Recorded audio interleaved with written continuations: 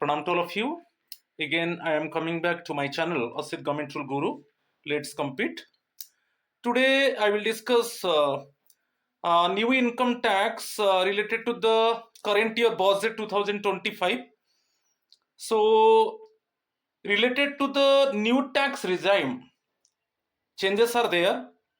So, I will discuss everything, or also I compare current year 2024-25 income tax calculation with subsequent year calculation financial year 2025-26.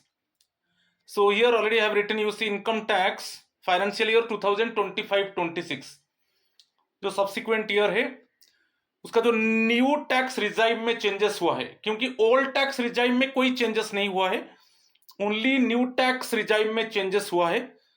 तो उसको आज हम discuss करेंगे। Yesterday actually already budget was declared by the government. So my friends, please subscribe my channel, share my channel, like my channel, so that you can get notification for my upcoming videos. Definitely this session would be interesting one. Examination point of view also you can get many information, and also easily you can calculate the income tax and also compare the current year calculation and also subsequent year. Clear? So my friends, please follow my Facebook page Asit Government Rule Guru, so that in systematic manner you can get my video links. So please follow my Facebook page, same Asit Government Rule Guru. And if you want to join my Telegram channel, link is there, t.me/BAPI2034, and also my WhatsApp number is 8327782034. You can ask me any question. So now I am going to discuss according to the current year budget 2025 जो भी changes आया है new tax regime में, उसको हम discuss करेंगे। मैं आपको बोल देता हूं कि ओल्ड टैक्स रिजाइम में कोई चेंजेस नहीं हुआ है, सेम है, ओनली चेंजेस हुआ है न्यू टैक्स रिजाइम में। ठीक है, तो डिडक्शंस अंडर सेक्शन 16 को चलेंगे। तो इसमें कोई चेंजेस नहीं हुआ है। आप देखिए अंडर सेक्शन 16 सबसेक्शन आइए, ओल्ड टैक्स रिजाइम में स्टैंडर्ड डिडक्शन 50,000 है। मैं आपको बोल चुका हूं ओल्ड टैक्स रिजाइम में कोई चेंजेस नहीं हुआ है। न्यू टैक्स रिजाइम में 75,000 था, जो फाइनेंशियल ईयर 2024-25 में जो स्टैंडर्ड डिडक्शन ₹75,000 था न्यू टैक्स रिजाइम में, वो सेम है। और आपको याद रखना है, ये जो स्टैंडर्ड डिडक्शन मिलता है ओनली सैलरीड एम्प्लॉइज को मिलता है, सैलरीड एम्प्लॉइज एंड पेंशनर्स, इसको याद रखना है। ठीक है, क्लियर? वो सेम है।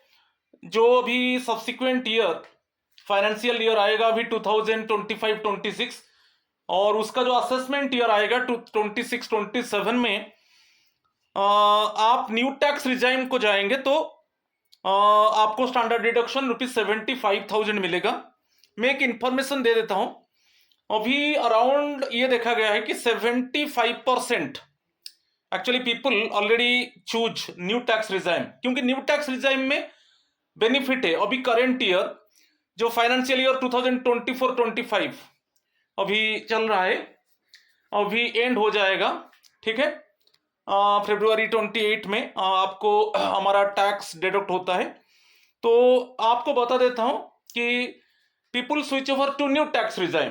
तो अभी गवर्नमेंट जो डिक्लेयर किया बजट में 2025-26 के लिए, जो न्यू टैक्स रिजाइम में जो चेंजेस लाया, जो स्लैब में चेंज किया, मुझे लगता है कि majority, it means around 90% actually people definitely they prefer new tax regime. और न्यू टैक्स रिजाइम में क्या है, जो मिडिल इनकम ग्रुप है उनको बहुत फायदा मिला, क्योंकि अभी जो टैक्सेबल इनकम सभी डिडक्शंस के बाद, यदि आपका टैक्सेबल इनकम 12 लाख से, तो आपको टैक्स नहीं देना पड़ेगा न्यू टैक्स रिजाइम में, क्योंकि ओल्ड टैक्स रिजाइम में सेम है। तो अभी हम आगे में बहुत कुछ चीज डिस्कस करेंगे। तो फास्ट इंफॉर्मेशन है कि न्यू टैक्स रिजाइम में जो स्टैंडर्ड डिडक्शन 75,000 है वही सेम है, कोई चेंजेस नहीं है फॉर द फाइनेंशियल ईयर 2025-26। चलो नेक्स्ट, अभी आप स्लैब देखिए, अभी ये न्यू स्लैब है, बहुत अच्छा स्लैब है। अभी जो है 0 to 4 लाख नील है, ठीक है। मैं यहां पर लिख दिया फाइनेंशियल ईयर 2025-26 का स्लैब आप देख लीजिए। न्यू टैक्स रिजाइम में जो हमारा बेसिकली अंडर सेक्शन 115 BSC है, ठीक है। 0 to 4 लाख नील है। एवरी 4 लाख में जो टैक्स रेट है 5% हाइक होगा, क्योंकि हमारा जो टैक्सेशन सिस्टम है वो प्रोग्रेसिव है। जब इनकम बढ़ता रहता है टैक्स रेट बढ़ता है। अभी ये जो न्यू टैक्स रिजाइम में जो न्यू स्लैब आया, एवरी 4 लाख में आपका टैक्स रेट 5% हाइक होगा। 0 to 4 लाख नील है, 4 to 8 lakh 5%, 8 to 12 lakh 10%, 12 to 16 lakh 15%, 16 to 20 lakh 20%, 20 to 24 lakh 25%, above 24 lakh 30%। अब देखिए, तो ये जो न्यू टैक्स रिजाइम में ये जो टैक्स स्लैब लाया, इसमें मैं ये मानता हूं कि not only middle income groups, also high income groups also getting benefit, ठीक है। मैं अभी आपको बताया कि 90% people definitely in subsequent year definitely they choose new tax regime, they prefer new tax regime. I think that slowly gradually old tax regime fade away, right? इसको थोड़ा मैं कंपैरिजन दिखा देता हूं। जो पहले था, जो 2000 सपोज 24-25 को चलेंगे, जो करेंट ईयर का फाइनेंशियल ईयर में क्या था, यहां पर 0 to 3 लाख एक्चुअली नील था, ठीक है। 3 to 7 लाख आपका 5% था, ठीक है। नेक्स्ट वन था 7 to 10 लाख, ये 10% था, 7 to 10 लाख, ठीक है। Next one 10 to 12 lakh, 10 to 12 lakh आपका 15% था, राइट। देन 12 to 15 लाख ये 20% था, और बियॉन्ड 15 लाख, ठीक है, बियॉन्ड 15 लाख, ठीक है, 30% था, ठीक है। वही न्यू टैक्स रिजाइम का 24-25 जो करंट ईयर में, जो करंट ईयर फाइनेंशियल ईयर में अभी हम जो टैक्स दे रहे हैं, तो ये स्लैब था न्यू टैक्स रिजाइम में। मगर अभी चेंजेस आ गया, ठीक है। आप देखिए 0 to 4 लाख नील कर दिया, और एवरी 4 लाख में 5% हाइक किया। और एक मजा बात बताता हूं, कंपैरिजन में आप देखेंगे कि जो ये जो करेंट ईयर में आपका बियॉन्ड 15 लाख 30% था, मगर अभी जो सब्सिक्वेंट ईयर का आएगा 2025-26, इसमें अबव 24 लाख 30% होगा, ठीक है। तो इसमें एक्चुअली आपको बहुत बेनिफिट मिलेगा यदि आप न्यू टैक्स रिजाइम चूज करेंगे। और यही चीज हम ओल्ड टैक्स रिजाइम को चलेंगे, ओल्ड टैक्स रिजाइम को चलेंगे, तो आप देखेंगे कि ये जो था 0 to 2.5 लाख ये नील था, ठीक है। और एक बार मैं क्लियरली बता देता हूं ओल्ड टैक्स रिजाइम, तो 0 to 2.5 लाख ये नील था। Next one 2.5 lakh to 5 lakh ये 5% था, ठीक है। 5 to 10 लाख, राइट, ये 20% था। और बियॉन्ड 10 लाख, ठीक है, बियॉन्ड 10 लाख क्या था, 30% था, ठीक है। ये ओल्ड टैक्स रिजाइम बता रहा हूं। अब देखिए, तो आप ओल्ड टैक्स रिजाइम में चलेंगे, बियॉन्ड 10 लाख 30% था। अभी करेंट ईयर जो न्यू टैक्स रिजाइम देखेंगे, बियॉन्ड 15 लाख 30%। मगर अभी जो न्यू टैक्स रिजाइम में गवर्नमेंट चेंज किया, उसमें क्लियरली आप देखिए अबव 24 लाख 30% है, क्लियर। तो ये टैक्स स्लैब को आप देख लीजिए। तो कंपैरेटिवली अभी करेंट ईयर के साथ हम कंपेयर करेंगे, तो डेफिनेटली सब्सिक्वेंट ईयर में आपको ये जो टैक्स स्लैब है इसमें ज्यादा बेनिफिट आपको मिलेगा, ठीक है, क्लियर। चलो नेक्स्ट वन, आप देखिए न्यू टैक्स रिजाइम में ज्यादा डिडक्शंस नहीं है, आपको स्टैंडर्ड डिडक्शन मिलेगा और इसके बाद जो एनपीएस का मैनेजमेंट शेयर है, जो गवर्नमेंट शेयर है, गवर्नमेंट शेयर कितना है 14% है मैनेजमेंट शेयर, तो उसका डिडक्शन होगा। स्टैंडर्ड डिडक्शन इसका कैलकुलेशन हम देखेंगे, क्योंकि जो ओल्ड टैक्स रिजाइम में मेनी डिडक्शंस है, मगर न्यू टैक्स रिजाइम में आपको ज्यादा डिडक्शंस आपको नहीं मिलेगा। इसके लिए ये स्लैब गवर्नमेंट अभी जो लाया, तो ये स्लैब में आप देख लीजिए ओल्ड टैक्स रिजाइम के साथ कंपेयर कीजिए, तो इसमें न्यू टैक्स रिजाइम में ज्यादा डिडक्शंस नहीं है मगर बेनिफिट है आपको। तो इसमें 80 CCD 2 जो है, ठीक है, ये गवर्नमेंट शेयर है एनपीएस का, तो वो डिडक्शन होगा, ठीक है, न्यू टैक्स रिजाइम में। जो भी मैं बोल रहा हूं न्यू टैक्स रिजाइम के बारे में, क्योंकि ओल्ड टैक्स रिजाइम का वीडियो मेरा पड़ा है और उसमें कोई चेंजेस नहीं है। आप देख लिए 2024-25 ये जो करेंट ईयर का मेरा इनकम टैक्स का वीडियो पड़ा है, उसमें ओल्ड टैक्स रिजाइम में जो भी डिडक्शन है वो पूरा क्लियरली मैं एक्सप्लेन कर चुका हूं। और ये जो करेंट ईयर बजट 2025 है उसमें ओल्ड टैक्स रिजाइम में कोई चेंजेस नहीं हुआ है, ठीक है। तो ये जो डिडक्शन आपको मिलेगा, ठीक है, न्यू टैक्स रिजाइम में, क्लियर। स्टैंडर्ड डिडक्शन के बाद ए डिडक्शन मिलेगा 14% जो गवर्नमेंट शेयर है, और आप जानते हो बेसिक पे प्लस डीए के ऊपर 14% गवर्नमेंट का शेयर है और जो एम्प्लॉय का शेयर है वो 10% है, ठीक है। तो ओनली गवर्नमेंट शेयर के ऊपर डिडक्शन मिलेगा, क्लियर। चलो नेक्स्ट वन रिबेट को चलेंगे, ये बहुत इंपॉर्टेंट है। अभी मैं बता देता हूं कि जो करेंट ईयर बजट में ये डिक्लेयर किया गया रिबेट 87A, आप देखिए इस सेक्शन को याद रखिए, अंडर सेक्शन को याद रखिए, इसके ऊपर क्वेश्चन आता है। तो पहले जो न्यू टैक्स रिजाइम में taxable income up to 7 lakh तक आपका रिबेट था, ठीक है, मगर अभी 12 लाख पर आनम taxable income. Taxable income means जो भी डिडक्शन है न्यू टैक्स रिजाइम में ओनली, ठीक है। न्यू टैक्स रिजाइम में आपका सपोज ग्रॉस इनकम से, देखिए आप ग्रॉस इनकम से आप माइनस कर दीजिए स्टैंडर्ड डिडक्शन 75,000, इसको माइनस कर दीजिए, बाकी माइनस कर दीजिए मैनेजमेंट शेयर, एमजीटी शेयर, ठीक है, एनपीएस का माइनस कर दीजिए। यदि ये 12 लाख आता है और 12 लाख से कम है तो आपको टैक्स देना नहीं पड़ेगा। ये कैलकुलेशन है, सीधा सीधा कैलकुलेशन, क्योंकि जो न्यू टैक्स रिजाइम में ज्यादा आपको डिडक्शंस नहीं मिलेगा। तो जनरली मैं गवर्नमेंट एम्प्लॉई के ऊपर बोलता हूं, स्टैंडर्ड डिडक्शन ग्रॉस इनकम से स्टैंडर्ड डिडक्शन मिलेगा 75,000 माइनस कर दीजिए और एनपीएस का मैनेजमेंट शेयर को माइनस कर दीजिए। यदि आपका जो टैक्सेबल इनकम है वो 12 लाख और 12 लाख से कम होगा, आपको टैक्स देना नहीं पड़ेगा, क्लियर, समझ में आ गया। मगर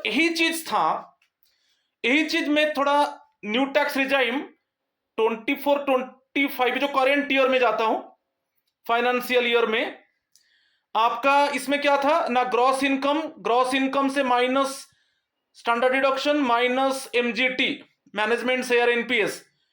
ये यदि आपका टैक्सेबल इनकम 7 लाख और 7 लाख से कम था तब आपको टैक्स देना नहीं पड़ता था, नहीं कि जो करंट ईयर चल रहा है आप न्यू टैक्स रिजाइम फॉलो करोगे तो आपका ग्रॉस इनकम से स्टैंडर्ड डिडक्शन वही 75,000 है, ठीक है, और मैनेजमेंट शेयर एनपीएस आप माइनस कर दीजिए। यदि आपका टैक्सेबल इनकम 7 लाख और 7 लाख से कम है आपको टैक्स देना नहीं पड़ेगा, ये करंट ईयर का। मगर अभी जो रिबेट दे रहा है टैक्सेबल इनकम 12 लाख के ऊपर दे रहा है, ठीक है। तो याद रखिए यदि आपका डिडक्शंस के बाद यदि आपका टैक्सेबल इनकम 12 लाख है और लेस है नो टैक्स, ठीक है, नो टैक्स, ठीक है, आपको टैक्स देना नहीं पड़ेगा, ठीक है। अच्छा, यहां पर मैं एक चीज लिख दिया कि रिबेट 60,000 कैसे होगा। देखिए सपोज आपका टैक्सेबल इनकम 12 लाख है अभी सभी डिडक्शंस के बाद, सपोज आप स्टैंडर्ड डिडक्शन 75,000 ग्रॉस इनकम से माइनस कर दीजिए, एनपीएस का मैनेजमेंट शेयर 14% है उसको माइनस कर दीजिए। यदि आपका टैक्सेबल इनकम 12 लाख है अभी देखेंगे ये जो न्यू टैक्स रिजाइम अभी करंट ईयर बजट में गवर्नमेंट डिक्लेयर किया, कैलकुलेशन 0 to 4 लाख नील है, देन 4 to 8 लाख, इसमें कितना है 5% है, तो 4 लाख के ऊपर आपको कितना देना पड़ेगा 20,000 देना पड़ेगा, ठीक है। नेक्स्ट वन 8 to 12 लाख, इसमें कितना है 10% है, तो अगेन 4 लाख है, 4 लाख में कितना देना पड़ेगा 40,000 देना पड़ेगा, तो आपको सीधा ऐड कर दीजिए 60,000। तो अभी गवर्नमेंट डिक्लेयर किया है कि यदि आपका टैक्सेबल इनकम 12 लाख और 12 लाख से कम है तो आपको टैक्स देना नहीं पड़ेगा, तो आपको कितना रिबेट मिला 60,000 डायरेक्टली रिबेट मिला। आप समझ रहे हो कि नहीं? तो इसमें और एक चीज मजा बात है, क्लियर? तो आपको ये याद रखना है, यदि आपका टैक्सेबल इनकम 12 लाख और 12 लाख से कम है तो आपको टैक्स देना नहीं पड़ेगा। यदि क्वेश्चन आता है तो उसमें आपको सीधा सीधा रिबेट 60,000 का रिबेट मिल रहा है, ठीक है। और इसमें भी बता दिया कि 12 lakh per month actually 1 lakh, ठीक है, उसके हिसाब से कैलकुलेट करेंगे, तो ये बहुत अच्छा चीज है। तो मिडिल इनकम जो है, जो उनको टैक्स देना नहीं पड़ेगा आप ये कैलकुलेशन में। मगर हम थोड़ा करेंट ईयर को चलेंगे। करेंट ईयर में 24-25 में आपका टैक्सेबल इनकम 7 लाख होगा, तो आपको 7 लाख और लेस, इसमें आपको टैक्स देना नहीं पड़ेगा। उसमें क्या था कि 0 to 3 लाख नील था, ठीक है, और 3 to 7 लाख आपका 5% था। इसमें 4 लाख के ऊपर कितना था, 4 लाख के ऊपर आपको कितना था 20,000 था, यही आपका रिबेट था। ये जो करेंट ईयर में आपको रिबेट 20,000 मिल रहा था। मगर अभी सब्सिक्वेंट ईयर को चलेंगे, अभी जो न्यू टैक्स रिजाइम में चेंज आया उसमें आपको रिबेट 60,000 मिलेगा, क्लियर? तो सभी समय टैक्सेबल इनकम जो डिडक्शंस के बाद, ठीक है, ये मैं बता दिया, क्लियर? और बाकी हेल्थ एंड एजुकेशन सेस जो अंडर सेक्शन 288B है, हेल्थ एंड एजुकेशन सेस 4% है, जो भी अल्टीमेटली आप टैक्स कैलकुलेट करेंगे, जो टैक्स होगा उसके ऊपर फिर हमको एक्स्ट्रा 4% देना है, वही एज यूजुअल 4% पहले था अभी है। अंडर सेक्शन 89 में आपको यदि एरियर मिलता है, ठीक है, प्रीवियस ईयर का कोई एरियर मिलता है, तो इसमें आपको रिलीफ मिलेगा। अंडर सेक्शन 89 में आपको एक फॉर्म, जो ऑनलाइन फॉर्म 10E को फिलअप करना है, ठीक है। तो ये भी पहले था, ठीक है। तो रिबेट 87A जो है अभी क्लियर है कि आपका टैक्सेबल इनकम 12 लाख और 12 लाख से कम होगा तो आपको टैक्स देना नहीं पड़ेगा, जो करंट ईयर में 7 लाख है। तो टैक्सेबल इनकम मीन्स आप स्टैंडर्ड डिडक्शन को माइनस कर दीजिए सैलरीड एम्प्लॉइज के लिए, जो सैलरीड है और जो पेंशनर है, स्टैंडर्ड डिडक्शन 75,000 माइनस कर दीजिए आपका एनपीएस जो मैनेजमेंट शेयर है, जो गवर्नमेंट शेयर है। उसके बाद यदि आपका टैक्सेबल इनकम होता है ना, वही टैक्सेबल इनकम है, यदि वो 12 लाख और 12 लाख से कम है तो अब आपको टैक्स देना नहीं पड़ेगा। और जनरली जो गवर्नमेंट एम्प्लॉइज सब नहीं है, सैलरीड एम्प्लॉइज नहीं है, तो उनको तो स्टैंडर्ड डिडक्शन नहीं मिलता है, तो बाकी सीधा उनका इनकम अप टू 12 लाख उनको टैक्स देना नहीं पड़ेगा, ठीक है। फैमिली पेंशन में कोई चेंजेस नहीं है। फैमिली पेंशन जो आता है अदर सोर्सेस ऑफ इनकम में आता है, ठीक है। तो अदर सोर्सेस ऑफ इनकम में जो फैमिली पेंशन है उसमें एक स्टैंडर्ड डिडक्शन मिलता है। तो पहले जो 24-25 में आपको 25,000 तक डिडक्शन मिल रहा था, और ये जो न्यू टैक्स रिजाइम है अभी जो सब्सिक्वेंट ईयर में अप्रैल 1, 2025 से लागू होगा, उसमें भी वही ₹25,000 है स्टैंडर्ड डिडक्शन। तो वही सेम है in case of family pension 1/3 और 33 whole of 1/3% of such pension, और 15,000 जो था वो ओल्ड टैक्स रिजाइम में था, ओके। मगर न्यू टैक्स रिजाइम में वो 15,000 इंक्रीज टू ₹25,000, तो इतना डिडक्शन मिलेगा। आप न्यू टैक्स रिजाइम में जाएंगे, ठीक है। और फैमिली पेंशन एक अदर सोर्सेस ऑफ इनकम में आता है, क्लियर? चलो नेक्स्ट पार्ट को चलेंगे। न्यू टैक्स रिजाइम में हम सरचार्ज को देखेंगे। आप देख लीजिए बजट 2025 फाइनेंशियल ईयर 25-26 जो सब्सिक्वेंट फाइनेंशियल ईयर है उसका असेसमेंट ईयर होगा 2026-27। तो सरचार्ज वही है जो करेंट ईयर 24-25 में जो सरचार्ज था न्यू टैक्स रिजाइम में, ठीक है, वही सेम है। यदि आपका टैक्सेबल इनकम, देखिए आपका taxable income more than 50 lakh 2 rupees 1 crore, okay, more than 50 lakh 2 rupees 1 crore है, सरचार्ज एडिशनल, सरचार्ज एक एडिशनल टैक्स होता है, तो 10% होगा यदि आपका टैक्सेबल इनकम, ठीक है। यदि आपका टैक्सेबल इनकम सभी डिडक्शंस के बाद यदि more than 50 lakh to rupees 1 crore 10% है, more than rupees 1 crore to rupees 2 crore 15% है, मोर देन रुपीज 2 करोड़ 25% है, ये न्यू टैक्स रिजाइम।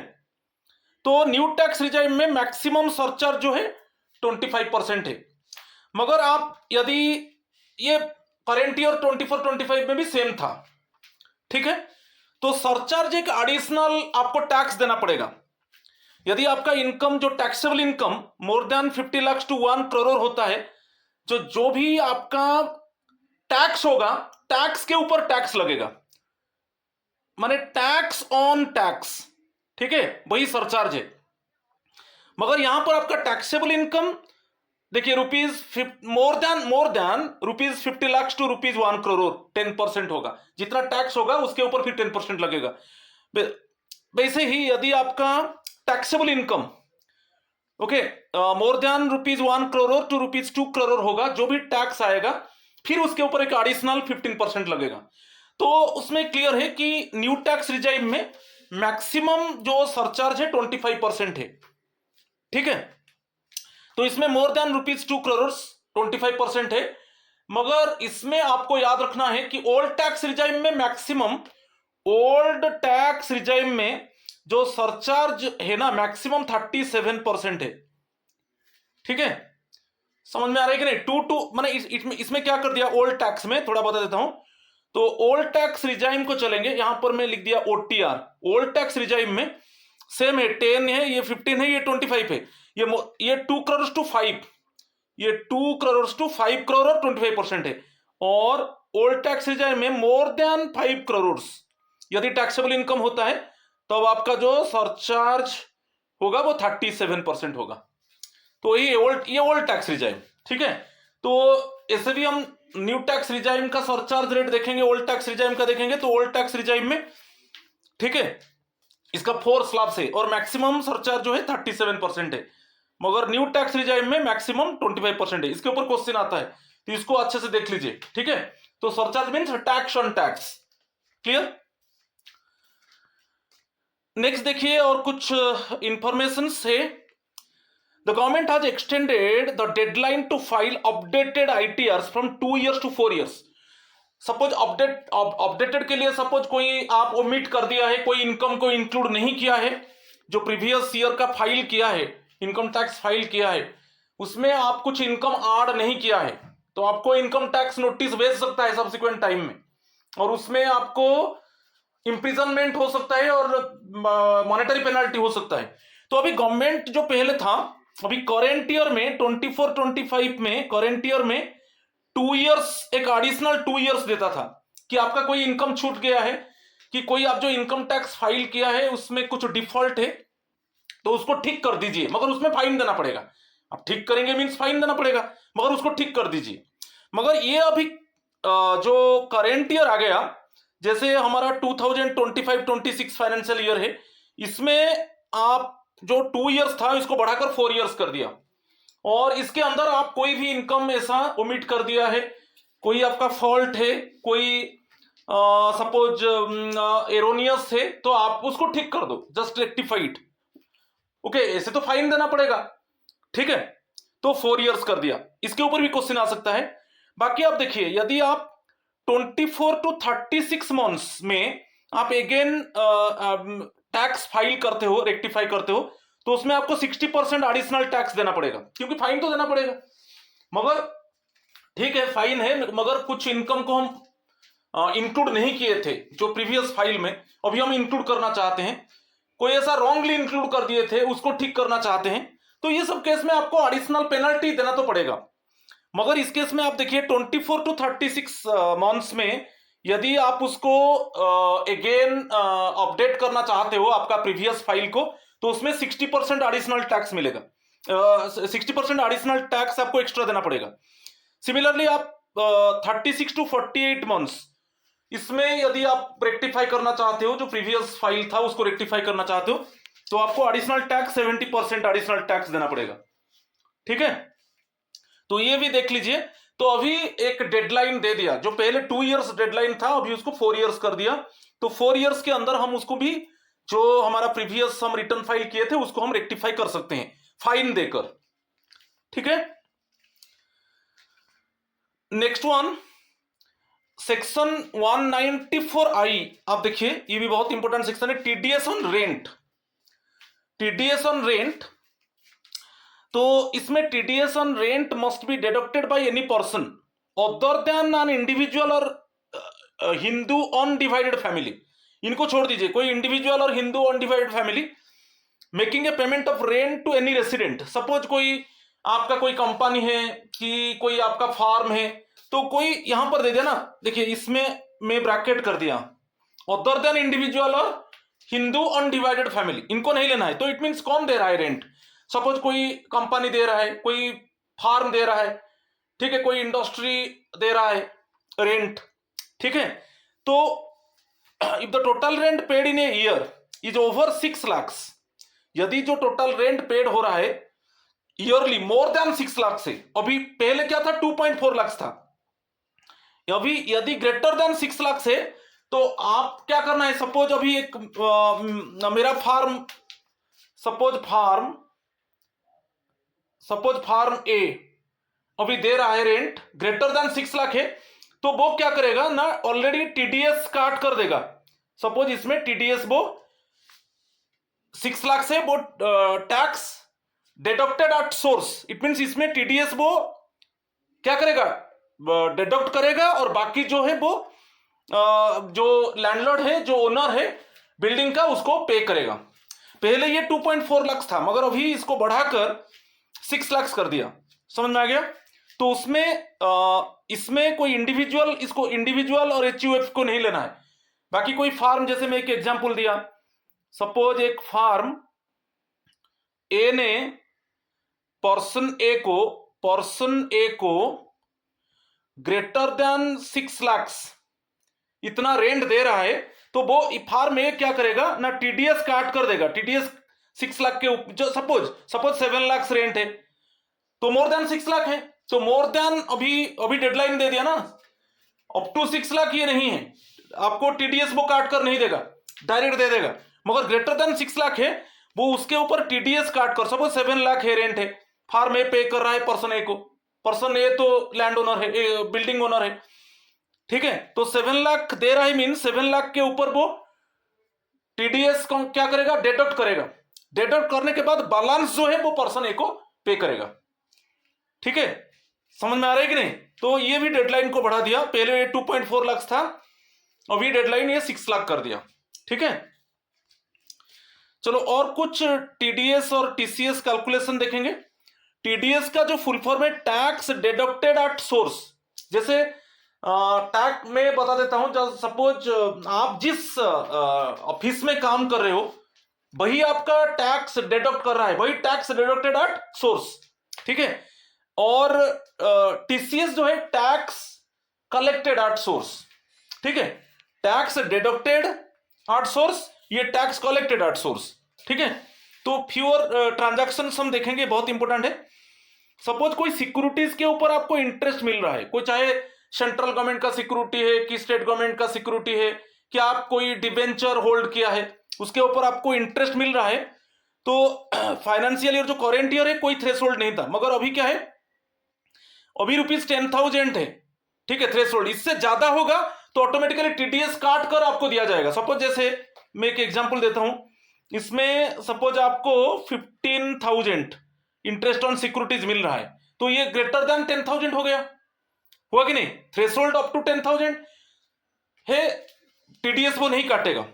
मगर अभी ग्रेटर देन 10,000 है, तो ऑटोमेटिकली वो क्या करेगा, आपका टैक्स डिडक्टेड एट सोर्स जो दे रहा है आपको इंटरेस्ट, वो क्या करेगा, टीडीएस काट देगा। ठीक है, टीडीएस डिडक्ट करके देगा। सपोज इसके ऊपर 10% है तो 1500, तो 1500 ऑलरेडी टीडीएस काट कर बाकी जो है आपको 13,500 आपको दिया जाएगा।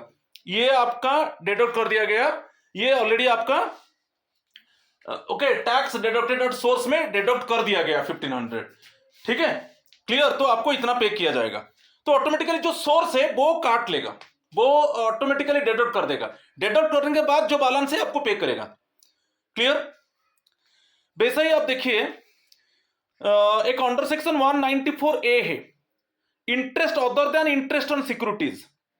Interest other than interest on securities, तो इसमें इंटरेस्ट जैसे फिक्स डिपॉजिट है, सपोज आप मान लीजिए सपोज फिक्स डिपॉजिट के ऊपर इंटरेस्ट है कि नहीं?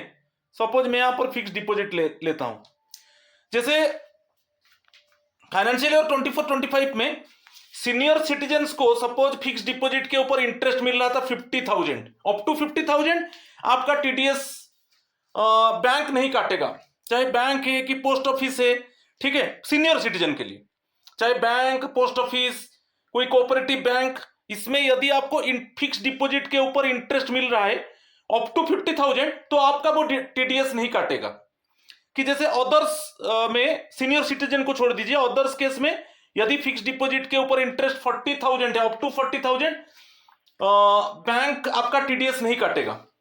ठीक है, और अदर केसेस में यहां पर 5,000 है, तो senior citizen 50,000, 40,000 for other when pair is bank, cooperative society, post office. Suppose आपका फिक्स डिपॉजिट है, बैंक में है कि कोऑपरेटिव सोसाइटी में है कि पोस्ट ऑफिस में है, और जो फिक्स डिपॉजिट है उसके ऊपर इंटरेस्ट आपको मिल रहा है अप टू 40,000, वो आपको टीडीएस नहीं काटेगा। अदर केसेस में 5,000 है। ठीक है, तो जैसे कि एग्जांपल देता हूं, इसी को जो अंडरलाइन कर दिया, सपोज आपका फिक्स डिपॉजिट है, एफडी है, इसमें ये फाइनेंशियल ईयर जो करंट ईयर का बात बता रहा हूं, जैसे आपका अभी इंटरेस्ट फिक्स डिपॉजिट के ऊपर आपको 45,000 है, तो इससे ज्यादा है, 40,000 के ऊपर ज्यादा है, तो इसका क्या करेगा टीडीएस बैंक? सपोज आपका एसबीआई में है, ठीक है, एसबीआई में है, तो एसबीआई क्या करेगा, इसका 10%, 45,000 का 10%, 4,500 वो क्या करेगा, टैक्स टीडीएस काट देगा। ठीक है, टीडीएस काट कर रखेगा, और बाकी जो है, तो टीडीएस आप जब देखेंगे, आप चेक करेंगे इनकम टैक्स साइट में जाकर, तो आपका वो क्या करेगा ना, टीडीएस काट देगा 4,500, 10%। क्योंकि मेरा जो इमेजिनरी एग्जांपल में आपका फिक्स डिपॉजिट के ऊपर आपका जो इंटरेस्ट मिला वो 45,000, वो 40,000 से ज्यादा है, तो इसीलिए वो क्या करेगा ना, टीडीएस काट लेगा बैंक। ठीक है कि नहीं? वैसे ही अभी क्या हुआ, सीनियर सिटीजन के लिए 1 लाख कर दिया। यदि आपको फिक्स डिपॉजिट वही एफडी के ऊपर, यदि सीनियर सिटीजन केस में एफडी के ऊपर 1 लाख इंटरेस्ट मिल रहा है, ठीक है, एफडी के ऊपर जो इंटरेस्ट मिल रहा है अप टू 1 लाख, तो बैंक है कि पोस्ट ऑफिस है कि कोऑपरेटिव बैंक है, वो भी टीडीएस नहीं काटेंगे। ठीक है, टीडीएस नहीं काटेंगे। तो सिमिलरली जनरली सीनियर सिटीजन को छोड़ दीजिए, अदर के लिए 50,000 हो गया, पहले 40,000 था, देखिए अभी 50,000 हो गया। जैसे बैंक में आपका फिक्स डिपॉजिट है कि कोऑपरेटिव सोसाइटी में है कि पोस्ट ऑफिस में है, ठीक है, और इसमें आपको जो इंटरेस्ट मिल रहा है अप टू 50,000, तो वो जो कंसर्न बैंक की कंसर्न पोस्ट ऑफिस वो टीडीएस नहीं काटेगा। ठीक है, और 50,000 से ज्यादा होगा तो टीडीएस काटेगा। ठीक है, तो नेक्स्ट वन, अदर केसेस में 10,000, अदर केसेस में जो करेंट ईयर में 5,000 था वो अदर केसेस में 10,000 कर दिया। ठीक है, बाकी नेक्स्ट देखिए डिविडेंड। आपको dividend for an individual share holder, आपको डिविडेंड मिल रहा है, पहले थ्रेशोल्ड इतना था 5,000 था, अप टू 5,000 वो टीडीएस जो है वो डिडक्ट नहीं करता था। ओके, अभी 10,000 कर दिया। सपोज आपको अभी डिविडेंड मिलेगा मोर देन 10,000, डिविडेंड मिलेगा मोर देन 10,000, जो सोर्स है वो टीडीएस काट कर रखेगा। मगर आपको डिविडेंड मिल रहा है अप टू, ठीक है, up to 10,000, up to 10,000 no TDS, वो टैक्स डिडक्टेड एट सोर्स जो है ना, जो आपको डिविडेंड दे रहा है वो कोई टीडीएस नहीं काटेगा। डिडक्ट नहीं करेगा। ठीक है, क्लियर। तो पहले जो करंट ईयर में 5,000 था, अभी वो जो सब्सिक्वेंट ईयर में उसको 10,000 कर दिया। तो अप टू 10,000 यदि आपको डिविडेंड मिल रहा है तो जो सोर्स आपको दे रहा है वो वहां पे अप टू 10,000 कोई टीडीएस वो डिडक्ट नहीं करेगा। ठीक है, मगर मोर देन 10,000 है वो टीडीएस डिडक्ट करके जो बैलेंस है आपको पे करेगा। ठीक है, सपोज मैं एक एग्जांपल देता हूं। सपोज इसमें आपको डिविडेंड अभी सपोज 30,000 मिल रहा है, डिविडेंड 10,000 से ज्यादा है, तो उसका वो क्या करेगा ना 10%। 10% कितना है 3,000, तो इसको वो टीडीएस काट कर रखेगा 3,000। बाकी आपको पे कितना करेगा 27,000 पे करेगा, बैलेंस को पे करेगा। अब समझ में आ गया? तो ऐसे हम कैलकुलेट करेंगे। तो अप टू 10,000 जो सोर्स है जो आपको डिविडेंड दे रहा है वो टीडीएस डिडक्ट नहीं करेगा। ठीक है, नेक्स्ट वन 194K को आ जाइए। अंडर सेक्शन को याद कीजिए, income in respect of units of a mutual fund और स्पेसिफाइड कंपनी और अंडरटेकिंग। ये म्यूचुअल फंड का बात है। तो म्यूचुअल फंड सपोज कोई बैंक में है कि सपोज कोई कंपनी में है, कोई अंडरटेकिंग में है, अप टू 5,000 जो इंटरेस्ट मिल रहा है, जो इनकम आपको मिल रहा है 5,000, अप टू 5,000 वो टीडीएस डिडक्ट नहीं करेगा। और अभी जो है ये करंट ईयर का, मगर अभी जो न्यू बजट में डिक्लेयर किया अप टू 10,000, ये अप्रैल 1, 2025 से लागू होगा।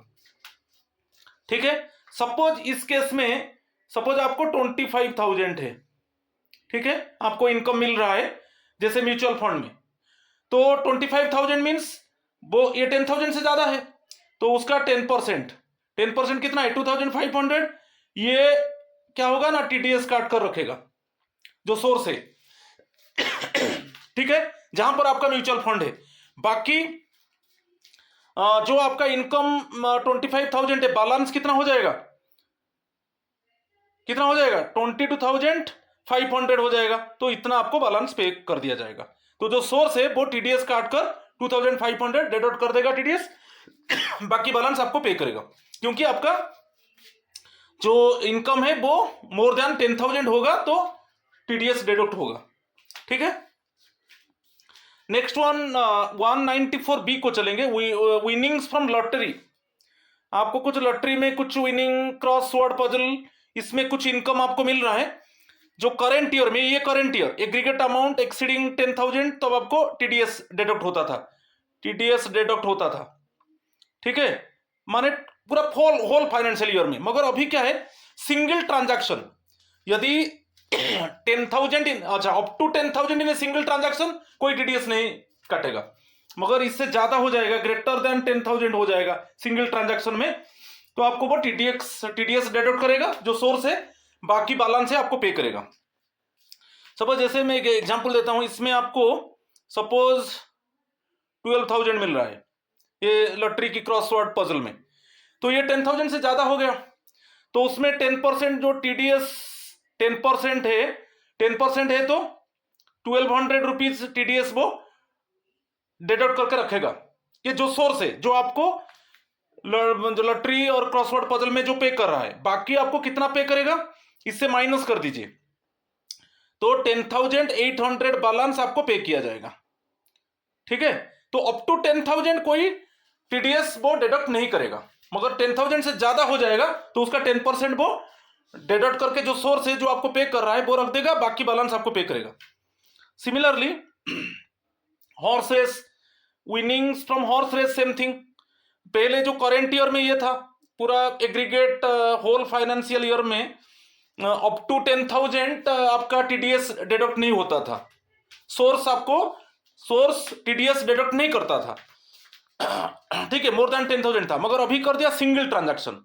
यदि सिंगल ट्रांजैक्शन 10,000 से ज्यादा होगा तो आपको सोर्स क्या करेगा टीडीएस डिडक्ट करेगा, बैलेंस आपको पे करेगा। सिमिलरली 194D को आ जाइए।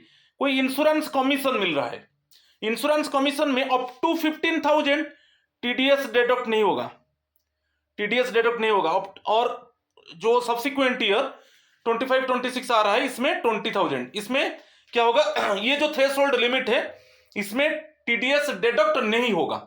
सपोज फॉर एग्जांपल इसमें देता हूं, सपोज इसमें आपका 21,000 हो गया, तो ये 20,000 से ज्यादा हो गया, तो इसमें टीडीएस सोर्स क्या करेगा ना, इसका 10% डिडक्ट करेगा।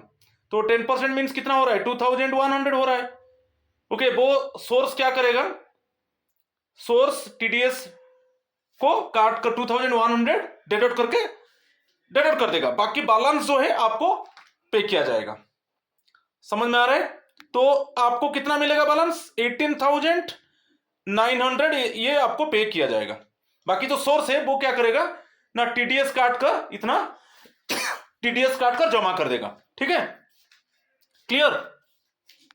बाकी वैसा ही income by way of commission price 194G को देखिए, income by way of commission prize etcetera on lottery tickets, इसमें भी threshold up to 15,000 no TDS, up to 20,000। अभी जो सब्सिक्वेंट ईयर में तो ये 25-26 का, ठीक है, इसमें अप टू 20,000 और करेंट ईयर में अप टू 15,000। ठीक है, इसमें जो इनकम है वो टीडीएस डिडक्ट नहीं होगा, मगर ये थ्रेशोल्ड को क्रॉस करेगा तो सोर्स क्या करेगा ना, डिडक्ट करेगा टैक्स, 10% डिडक्ट करके बैलेंस आपको पे करेगा।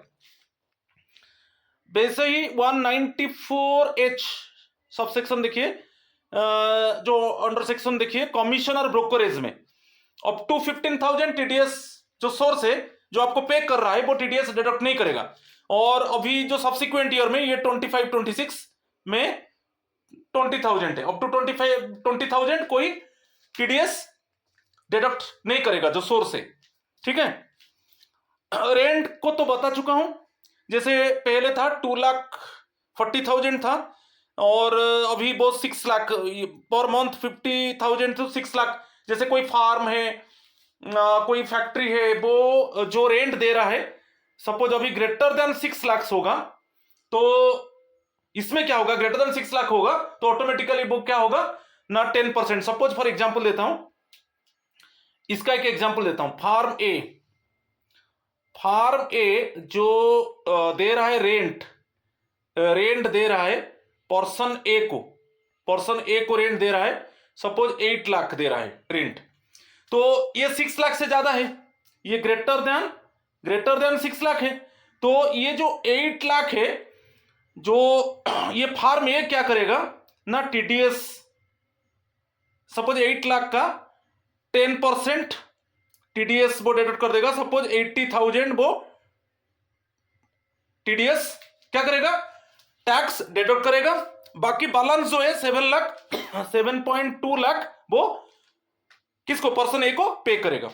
ठीक है, तो यही है, यदि रेंट यहां पर कोई इंडिविजुअल नहीं है, जैसे फार्म है, कोई फैक्ट्री है, वो जब टीडीएस देते हैं, ठीक है, ये ठीक है, जब उनका जो रेंट देते हैं, जो रेंट यदि ग्रेटर देन 6 लाख होगा तो जो सोर्स है वो सोर्स क्या करेगा, टैक्स को डिडक्ट करेगा, बाकी बैलेंस वो ओनर को पे करेगा।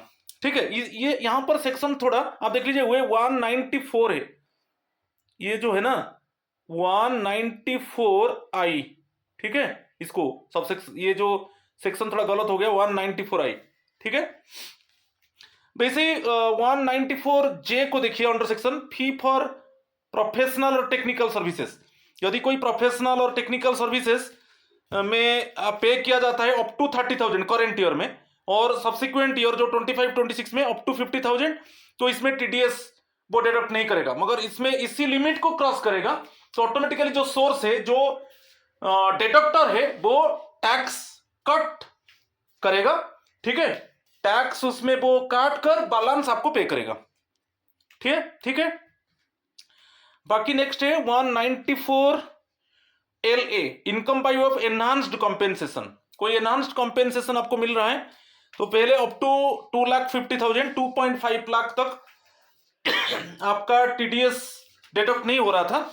अभी जो सब्सिक्वेंट ईयर आ रहा है 25-26, उसमें 5 लाख, तो इतना कंपेंसेशन एनहांस हो रहा है, तो उसमें आपका जो सोर्स है वो टीडीएस डिडक्ट नहीं करेगा। ठीक है, तो ये चीज को थोड़ा देख लीजिए, ये जो चेंजेस हुआ है इसके ऊपर क्वेश्चन आ सकता है।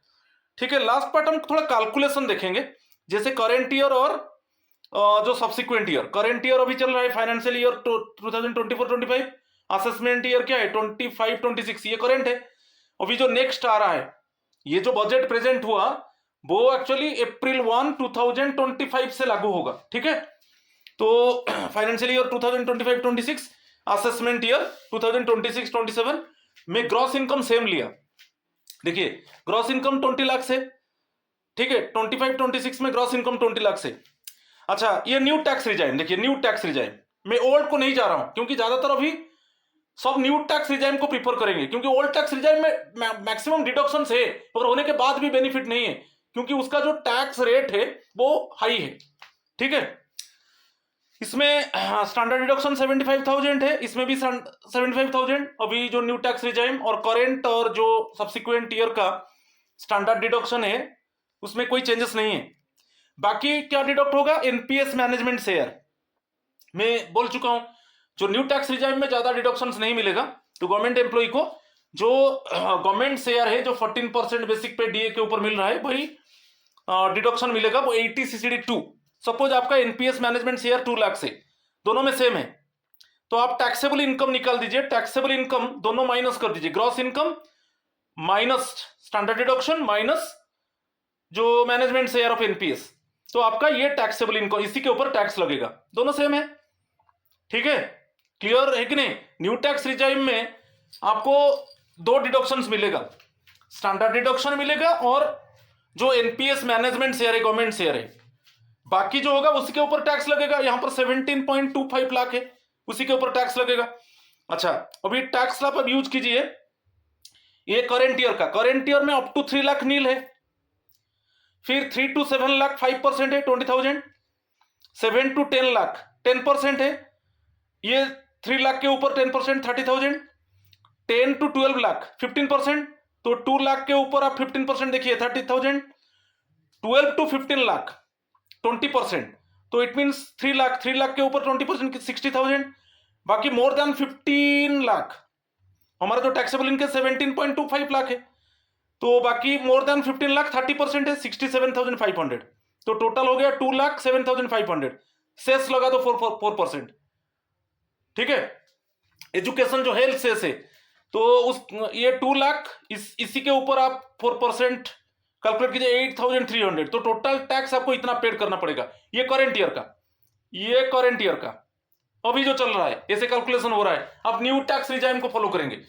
मगर आप नेक्स्ट ईयर को चलिए, सेम देखिए जो टैक्सेबल इनकम है, देखिए इसमें भी टैक्सेबल इनकम कितना है 17.25 लाख है, ठीक है। उसमें देखिए अप टू 4 लाख नील है, अभी मैं टैक्स ला बोला था, एवरी 4 लाख में 5% हाइक हो रहा है, 4 to 8 लाख 5% है, ये जो 4 to 8 लाख 4 लाख के ऊपर 5% 20,000, 8 to 12 लाख 10%, अगेन 4 लाख के ऊपर 10% 40,000, ठीक है। नेक्स्ट 12 to 16 लाख 15%, इसमें 4 लाख के ऊपर 15% 60,000, बाकी हमारा टैक्सेबल इनकम 17.25 लाख है, तो 16 to 17.25 लाख इट मीन्स 1,25,000, 1,25,000 के ऊपर 20% कितना हुआ 25,000, तो टोटल टैक्स हो गया रुपीज 1,45,000, और उसके ऊपर सेस लगा दो 4% 5,800, तो टोटल टैक्स पेड 1,50,800। आप देखिए बेनिफिट, आप देखिए जो अभी सब्सिक्वेंट ईयर में 2025-26 में सेम इनकम में आप पेड करेंगे 1,50,800, मगर अभी कितना पेड कर रहे हैं करेंट ईयर में, अभी करेंट ईयर में कितना पे कर रहे हैं 2,15,800, लगभग आपको 65 लाख का बेनिफिट मिल रहा है, यहां पर 65,000 का बेनिफिट आपको मिल रहा है।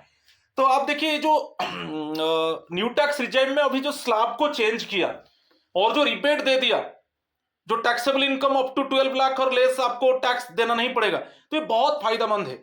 मैं आपको बोल देता हूं कि अभी तो 75% जो लोग हैं जो टैक्स पेयर है वो न्यू टैक्स रिजाइम को फॉलो कर चुके हैं करेंट ईयर में, और ये जो टैक्स स्लैब अभी किया गवर्नमेंट बजट 2025 में, नेक्स्ट ईयर देखेंगे न्यू टैक्स रिजाइम को 90% टैक्स पेयर उसको फॉलो करेंगे। ओल्ड टैक्स में क्या है, डिडक्शंस बहुत ज्यादा है, इसमें डिडक्शंस नहीं है, उसमें डिडक्शंस ज्यादा है, मगर उसमें जो रेट है, ठीक है, जो रेट का स्लैब है बहुत हाई है।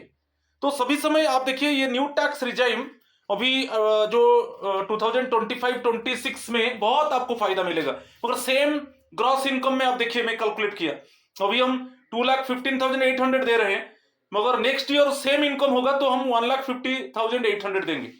तो ओल्ड टैक्स रिजाइम में कोई चेंजेस नहीं है, ओल्ड टैक्स रिजाइम वही है, ठीक है, उसमें कोई चेंजेस नहीं है। सो आज इतना ही था। So my friends, please subscribe my channel, share my channel, like my channel, so that you can get notification for my upcoming videos. Next में मैं ट्राई करूंगा बजट, जो यूनियन बजट को मैं ब्रीफली डिस्कस करूंगा, ये तो ओनली इनकम टैक्स के ऊपर था, तो मैं ट्राई करूंगा बजट के ऊपर एक ब्रीफली एक कंसाइज मैनर में लाऊंगा, जो आपको जैसे जनरल नॉलेज है उसमें जो क्वेश्चंस आपको मिल सकता है, ठीक है। तो वेट कीजिए, बजट के ऊपर एक ब्रीफली वीडियो में लाऊंगा आगे में। तो आज इतना ही है। थैंक यू एंड नमस्कार टू ऑल ऑफ यू।